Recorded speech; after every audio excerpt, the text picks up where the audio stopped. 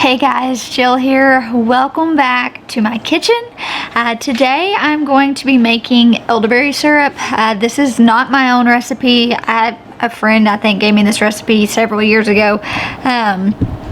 And I've just used it and tweaked it throughout the years. It's actually really simple. I get asked about it a lot, so I thought as seasons are changing here, it's actually really cool that we would just do a video on it and show you guys just how simple it is to make your own elderberry syrup. A few things I wanted to mention. Obviously work with what you have. Some of our dear friends they make elderberry syrup like that's their business, and they had a hard time sourcing out local elderberries. So be mindful that just given everything going on right now, you may have to just order online and you may not have access to local, and that is totally fine. I bought these elderberries last year from a local herb shop, and she sourced them locally. So if you can buy them local, that is great. If not, that's okay. Something else that is really important to buy local though, if you can, is your honey. It's really good for your allergies and your immune system if you buy honey that is local to you. And then your ginger. My friend Sean actually grows ginger, so I buy mine from him. By all means, you don't have to. If you don't know anyone who has local honey, that is fine. You can certainly do this recipe just buying the products from the store. Y'all know me though, and I'm passionate about supporting my friends and small businesses, so I just try to source all this. We usually always have a stockpile of honey here anyways, so it's never just that big of a deal to draw from all my honey that's stuffed into the cabinet. So those are the things that you can source out locally if you're able to. If not, you can just buy them from the store and no big deal. Something else that I really enjoy about elderberry syrup is that you have the liberty to tweak it a lot, which I really recommend you guys do. You can cater to your own needs. If you know that your child has a tendency of getting, colds that produce fevers, then maybe put in juniper berry, which is a really good fever reducer. For me, we always keep Sovereign Silver on hand. It is like immune boost. We only take it typically when we start seeing signs of a cold. It's tasteless, but we do add this to our elderberry syrup, just like a teaspoon or so, and it works really good for our family. Another thing that I add that is not typical in an elderberry recipe that you will find is thieves. This is just immune boosting oil. doTERRA has On Guard, which is also safe. So like I said, we're tweaking this and catering this to our family's needs. I recommend that you guys tweak and cater to your family's needs. There's lots of different herbs. You can double up on cloves, which can also be a fever reducer. So just kind of play around with it. And yeah, I think for me, I find that it's fun to kind of play around and see, okay, that was a little too strong. Maybe I added too much clove. The kids like the taste of the thieves better, and it kind of has all the same ingredients in it. So just use this as a platform and the privilege to just kind of play around, tweak with the recipe, figure out what works best for you guys. And I think you'll find that it's actually pretty simple to make, and you might just actually enjoy making it. A few other things that I do is the recipe is going to call for ground cinnamon. I use the sticks just because I keep the sticks on hand and I don't keep the ground cinnamon on hand. I wasn't going to go out and buy it. Typically always happens, so I'm just using the sticks.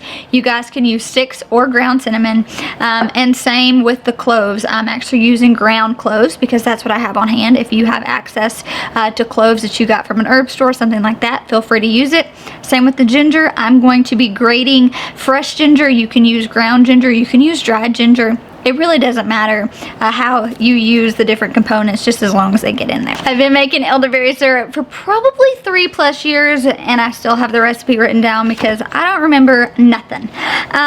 So you're gonna have 3½ cups of water, which I already poured into a pan and put on the stove. I've got it over about medium heat right now, which is what I'm gonna do. I don't want it to be a rolling boil yet, but I do want it to be a bit warm. Then you are going to get 2/3 cup of your dry or fresh elderberry.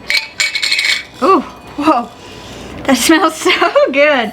It's like one of those things, I only make these seasonally, and so like I miss that fall aroma. That is one of the things too, is when this is steeping, your house smells fantastic. I love it. The kids will walk through the kitchen like, Mom, what are you cooking? I'm like, it smells good, don't it? One thing I do too is I kind of just get out all the ingredients that I need, and then we'll just kind of dump it all in. The only thing you don't need until the end of the recipe is going to be your honey, so I don't worry about measuring that out until the end. But I'm going to go ahead and get my 2/3 cup of elderberry, put it in a measuring cup. If you're using ground cinnamon, you're going to use 1 teaspoon. I do 2 sticks. So I don't even know if that's equivalent. That is just what I always do. So I'm gonna go ahead and grab my 2 sticks of cinnamon, lay them over here to the side. You've got a 1/2 teaspoon of the cloves. Now, I don't keep measuring spoons, so this is just a baby spoon. I think that kind of maybe makes you feel better if this is your first time tackling it. Like, oh, I don't know about, you know, the precise measurements. I can tell you, you really can't mess it up. If anything, I've made it extra clovey before, and even then it really didn't taste bad. So give yourself some grace, have a little slack. It doesn't have to be perfect. This is a pretty foolproof recipe, in my experience. Then it calls for 2 teaspoons of grated ginger. If you're not using fresh ginger, I would probably do anywhere from 1 to 2 teaspoons of the dried ginger, just depending on what you think your family will be okay with. For me, I know the ginger is a very pungent taste, so also feel free just to play around with that. If you think that the 2 teaspoons of like just the dried ginger is going to be way too much, just cut it back. It's completely fine. Alright, so my water's been on the stove. It's not boiling or anything, but I feel it, it's warm. So I'm going to go ahead and add the elderberries. I'm going to go ahead and throw in my 2 things of cinnamon, my clove that I have spilt all over the counter. Then I usually just add like 2 or 3 drops of the immune oil. And then I'm just going to add in the I'll do 2 teaspoons, which is probably around about what that is, of the Sovereign Silver. This would be whenever if you were adding in juniper berry or you wanted to add in more clove or whatever, this would be the time to add all the extra things that you want to right now. I am also going to be grating down the ginger, fresh ginger. Whew, it smells so good. You know, fresh ginger, like when you buy it like this, is actually a lot tamer than if you buy the ginger in the store. It had actually been cured for a really long time. This ginger is fresh, doesn't have near as pungent taste. So usually I add a bit more. This is just one of those things. I'm just eyeballing it. Ooh, it's starting to smell so good in here. I'm gonna grab a spoon, just stir it up pretty well. And now I'm just going to let this come to a rolling boil. Once it comes to a rolling boil, I'm going to let it roll probably for like a minute or 2. I'm not going to set a time or anything. I'm just going to, you know, watch it.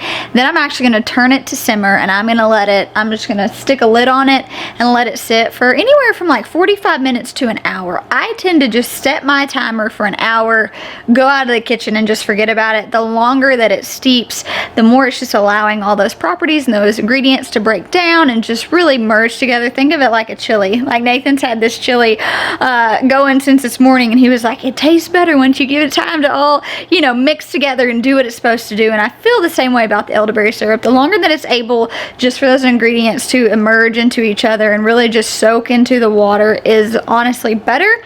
So that can range whatever your timeline is. That's one of the beautiful things about this recipe though, is you can start it. Once you get used to it, you can knock it out pretty quickly, and then you just let it steep. And if you don't have time to get to it for a couple hours, it can steep for a couple hours, no big deal. Alright, so there is that rolling boil I was talking about. I'm going to go ahead and pop a lid on this and turn it down to simmer, and then I'm going to set my timer for an hour. The elderberries themselves are just packed full of antioxidants and vitamins, which is really good for immune boosting, which is why you'll see people like me and my family taking them more when we're going into the winter and trying to keep our wellness above average line. So now that the elderberry has steeped for an hour, it will go down by probably about half. That's a good way for me to kind of know. Sometimes if I leave it on there longer than I anticipated and it just evaporates, I'll just add some more water in there, let it sit for a bit longer, and usually it's pretty okay. And now we're just going to go through and like mash up the elderberries really well. You can use anything really that you have. I'm just going to use my wooden spoon and just really mash it up and get everything out of the elderberry that I can, because we are going to strain that in the next step.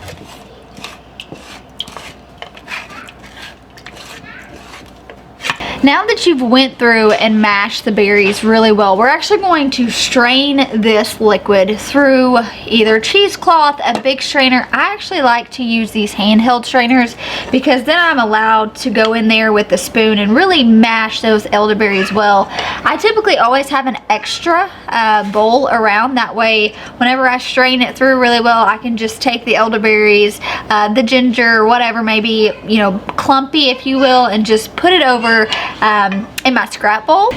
Then one of the really cool things about this is we will compost it or give it to our chickens for a little treat, so you don't have to just throw it directly in the trash can, which is nice.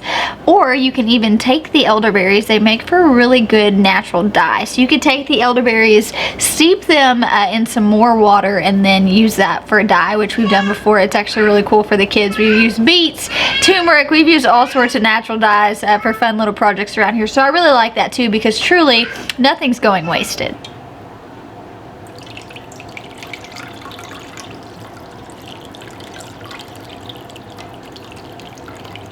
So typically I just strain that into my other bowl, and then as you see, I've got a lot of elderberry still left in here. This is when I take the spoon and I'm really getting all of the juice out of these. All right, now that that's done, I just have all of this goodness that is going to go to my chickens, and they're gonna be really happy. I actually just transferred this back to the pot that I had it in, just because the bowl was smaller. If you had a big enough bowl, by all means, you could keep it in there. Now we are just going to add the honey, stir it really well. By this time, your elderberry syrup should be at room temperature, which it typically is by the time you've done this whole process.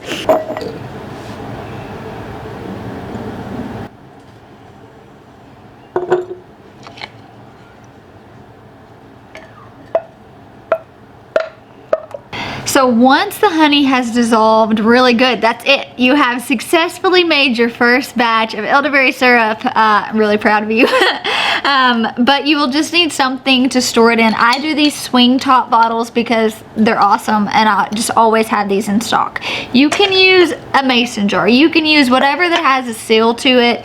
And I do just use these small little funnels, and they fit in here perfect, which is what I actually like. If you're using obviously a mason jar, it's going to be a lot easier. But if you are putting them in a bottle like this, just get yourself a funnel. It's a lot easier. And so I'm just going to funnel this over into here.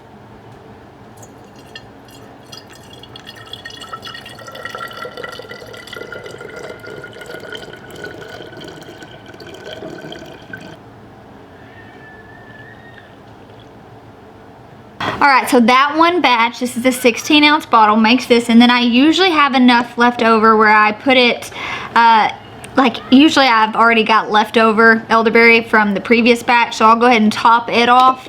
In this case, I don't. I gave my elderberry to a friend in need. So I'm just going to grab a smaller container and just put the rest of it in there. Alright, so I didn't quite get this one filled, but you see it probably makes around 24. I've just found that when I'm continuously making batches that when I just top it off. But by all means, you could just do like a quart-sized jar and it would be fine. I was just working with the jars that I had. Now what I do, these will last in the fridge for months, but what I do just to give myself a reference is I'll take just a like a glass marker and just write today's date on it, and then you do want to immediately put these in the fridge, keep them in the fridge until you use them all up. Alright, so like I said, Nathan and I, when we're not feeling well, typically we're not just taking this every day. Like whenever we're not feeling well, or maybe the seasons change and it like gets, maybe it was 80 and then drops down and gets super cold or something, we will just as a preventative. But usually we just are we're just taking this when we have a cold and we don't feel well. And typically Nathan and I take 5 meals, the girls take 5 meals. The good thing about this, it is an all natural, you know, thing, so you can't take too much of it. Obviously if you're not feeling well, you can take it much, you know, more often. Typically for me and the kids and Nathan, we're just taking it once a day or more if needed. But that's it. That's how simple making elderberry syrup is. I hope you guys found this helpful. And I hope if you've been wanting to do this and it like gives you like that encouragement, like, okay, that's simple, I can do this. And it's also really fun to get your kids involved when you're mashing the berries and all the things I've made this with my kids several times. There's really not a lot they can mess up, so that is also another perk. But I thought this video was good timing, especially for me. The weather's dropped down into the 40s. It's a bit chilly, so I know that our cold front is coming in, so I wanted to have these in my family's wellness arsenal for the fall and the winter, just as a precautionary, just to have on hand. Super easy. I hope this encourages you guys to do it. If you have any questions or comments, leave them below. I'll be happy to help you. But like I said, it's pretty foolproof. It's pretty easy. So you can do it, and thank you guys so much for hanging out with me. I'll talk to you soon.